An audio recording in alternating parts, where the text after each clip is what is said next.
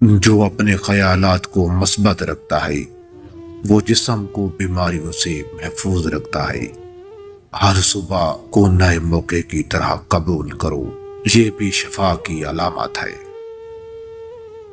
ایک دن کی بات ہے، حکیم لقمان کسی باغ میں بیٹھے تھے۔ ان کے چہرے پر ہمیشہ کی طرح سکون اور نور تھا۔ اسی دوران ایک نوجوان لڑکی وہاں سے گزری جو بہت حسین تھی، مگر اس کے چہرے پر غرور و تکبر صاف جھلک رہا تھا۔ وہ رک کر بولی، اے بوڑھے شخص، تم کون ہو؟ تمہارے کپڑے تو عام سے لگتے ہیں، مگر تمہاری آنکھوں میں عجیب روشنی ہے۔ حکیم لقمان مسکرا کر بولے، بیٹی، میں وہ ہوں جو اپنی پہچان دوسروں کے لباس سے نہیں بلکہ دل کے سکون سے کرتا ہوں۔ لڑکی ہنس کر بولی، دل کا سکون؟ اگر خوبصورتی، زیور اور دولت سے نہ ہو تو دل کا سکون کہاں سے آئے گا؟ حکیم لقمان نے نرمی سے کہا، بیٹی، ایک سوال کا جواب دو، اگر تمہارے چہرے پر ایک داغ آ جائے تو تم کیا کرو گی؟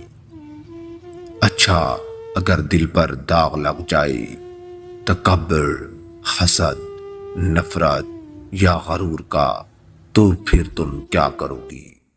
تمہیں وہ آئینہ کہاں سے ملے گا جو دل کا داغ دکھائے؟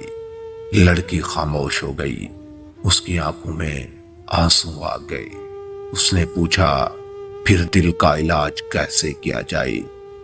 حکیم صاحب نے جواب دیا، دل کا علاج عاجزی، صبر اور محبت سے ہوتا ہے۔ جس دن انسان اپنے رب کے سامنے جھک جاتا ہے، اس دن سے اس کے دل کے داغ مٹنے لگتے ہیں۔ لڑکی نے ادب سے سر جھکا لیا اور بولی، آج مجھے معلوم ہوا کہ خوبصورتی چہرے کے نہیں بلکہ دل کی ہوتی ہے۔ حکیم لقمان نے مسکرا کر فرمایا، بیٹی، جب عورت اپنی زبان سے دعا اور اپنے دل سے محبت بانٹتی ہے، تب وہ دنیا کی سب سے حسین مخلوق بن جاتی ہے۔ لڑکی نے ان کے ہاتھ چومے اور وعدہ کیا کہ وہ آئندہ غرور نہیں کرے گی بلکہ دوسروں کے لیے آسانی پیدا کرے گی۔ پرانی حکمت کہتی ہے کہ بیماری سے پہلے احتیاط کرو، علاج بعد میں کرو۔ جو شخص اپنے کھانے کو قابو میں رکھتا ہے وہ اپنی عمر کو بڑھاتا ہے۔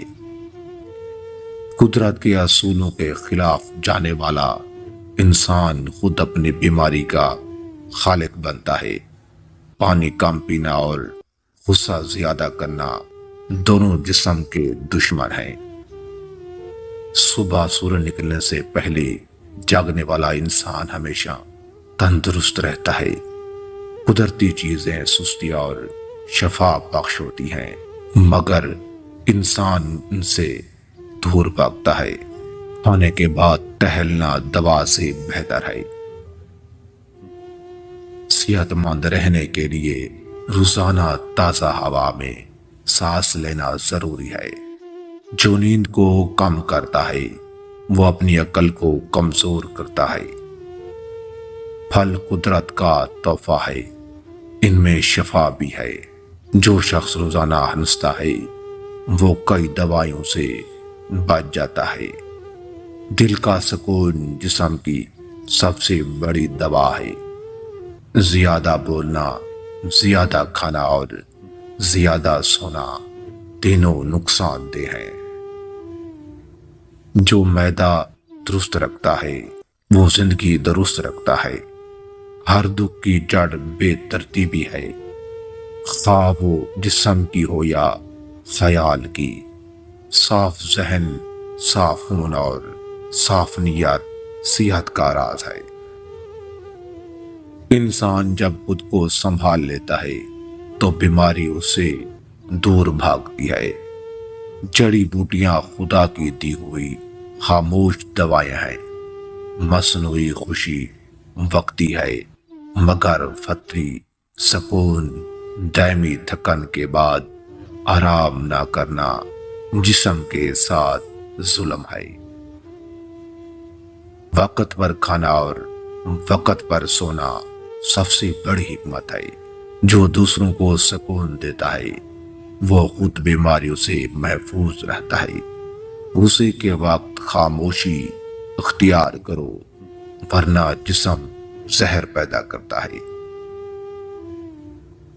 پرانے حکیم کہتے تھے کہ دانت مضبوط ہوں تو عمر دراز ہوتی ہے۔